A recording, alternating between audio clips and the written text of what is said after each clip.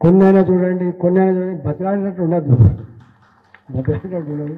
మీకు ఒక విషయం తెలిపోతా, ఎల్లమ్మ బండ ఉందా? ఎల్లమ్మ బండ ఎరికేనా? ఎల్లమ్మ బండ 2008లో 2009లో దేశపాండే అనుకుంటా దాన్ని ఆక్రమించుకున్నాడు.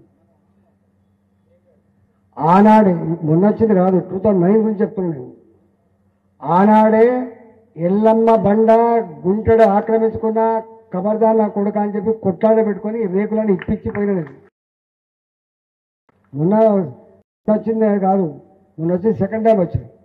కానీ బాధ ఎక్కడంటే ఆనాడు ఏ ఉద్యమ బిడ్డగా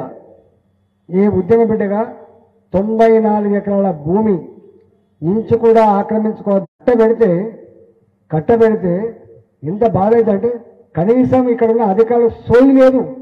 ఆ 94 ఎకరాలు ఫిజికల్గా ఉందా లేదా కురిసిచ్చే జ్ఞానం కూడా లేక మన ప్రజల కోసం కట్టబడ్డటువంటి శ్మశాన వాటికలు మన గార్డెన్ కూడా వాళ్ళు ఆక్రమించుకున్నాడు.